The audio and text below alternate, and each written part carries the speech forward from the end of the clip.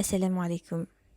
On vit dans une génération où tout le monde essaye d'avoir l'air fort, tout le monde essaye d'avoir l'air stable, tout le monde essaye de montrer une vie maîtrisée.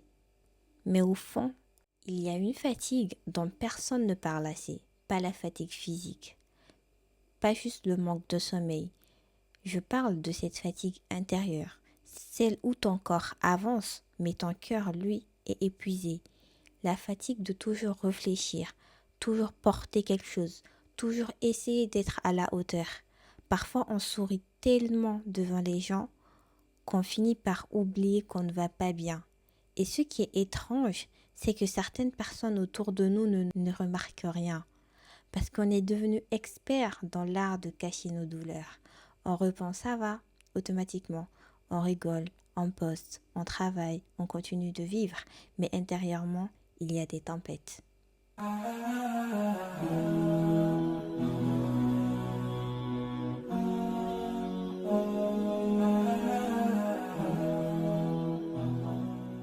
Je pense qu'il y a des gens qui écoutent cet épisode et qui portent énormément de choses sans le dire à personne. Des blessures familiales, des déceptions amicales, des peurs pour l'avenir, des problèmes financiers, des complexes, des regrets, des péchés qu'ils essayent de quitter, des rêves qu'ils ont peur de poursuivre. Et parfois, on est tellement habitué à souffrir silencieusement qu'on finit par croire que notre douleur est normale. Le silence est étrange parce qu'il peut détruire, mais aussi reconstruire. Il y a des silences qui font mal parce qu'on se sent abandonné. Et il y a des silences où Allah nous éloigne du bruit du monde pour nous rapprocher de lui. Quand on est enfant, on imagine la vie différemment. On pense qu'en grandissant, tout deviendra plus simple. On croit qu'à un certain âge, on aura enfin les réponses, la stabilité, la paix, la maturité parfaite. Mais grandir, c'est aussi découvrir que les adultes eux-mêmes sont perdus parfois. Grandir, c'est réaliser que certaines personnes qu'on admirait ne sont pas parfaites, que certaines relations ne durent pas, que certaines promesses se cassent. Et ça fait mal, parce qu'on découvre la vérité.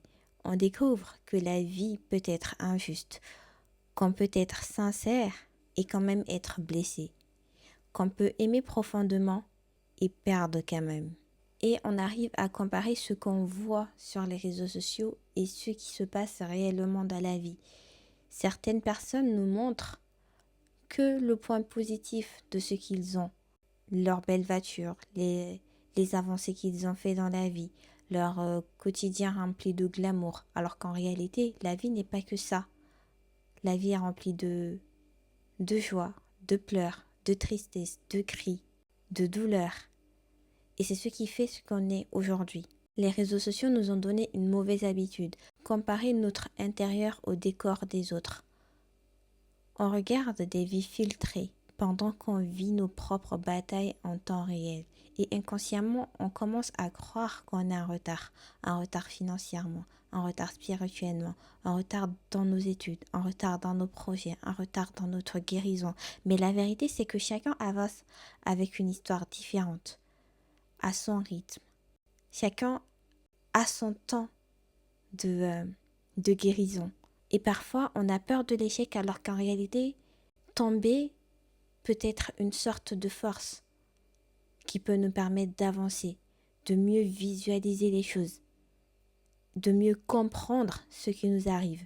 Je pense que beaucoup de gens aiment Allah dans les périodes difficiles, mais les périodes difficiles, elles relèvent quelque chose de plus profond, parce que c'est facile d'avoir confiance quand tout va bien. Mais quand ton cœur est lourd, quand tes invocations semblent sans réponse, quand tu es fatigué mentalement, quand tu pleures seul, là, la foi devient autre chose. C'est là que tu poses tout dans les mains d'Allah. Tu lui fais confiance. Tu lui dis, Ya Rabbi, ma vie est entre tes mains. Fais-en ce que tu veux. Et à ce propos, Ibn Taymiyyah, rahimallah, dit, une difficulté qui te rapproche d'Allah est mieux pour toi qu'une facilité qui t'éloigne de lui. Parfois, Allah retire certaines choses de notre vie parce qu'il sait qu'on était en train de s'y perdre.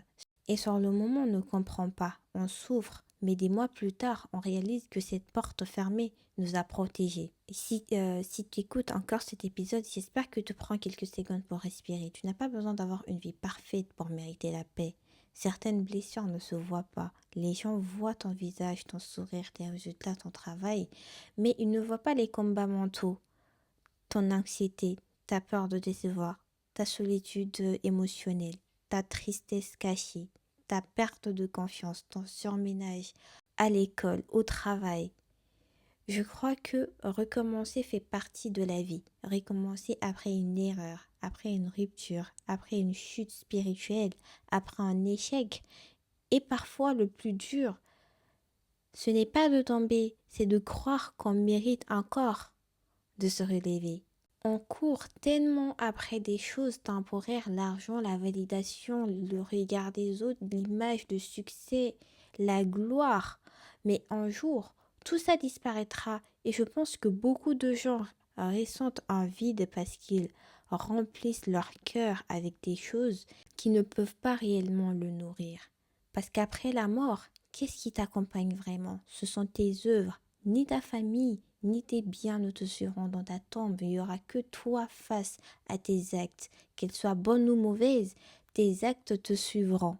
C'est et, euh, et l'héritage que tu laisseras derrière toi sera ce que les gens pensent de toi et non ce que tu as laissé comme bien ou enfant ou je sais pas quoi. Peut-être qu'au fond, la vie n'est pas censée être un long fleuve tranquille. Peut-être qu'elle est faite de fragments de bonheur, de fragments de douleur, de fragments de guérison, de fragments de foi, de fragments d'amour, de fragments de perte, de fragments d'espoir. Et peut-être que devenir adulte, c'est apprendre à vivre avec tous ces fragments sans perdre son cœur. Sache que tu peux être fier de toi. Même si tu es fatigué, même si tu es perdu, même si tu es imparfait, tu es encore là, tu es encore vivant. Et ça compte. Merci d'avoir passé ce moment avec moi. On se dit à la semaine prochaine, Inch'Allah. D'ici là, prenez soin de vous et assalamu alaikum.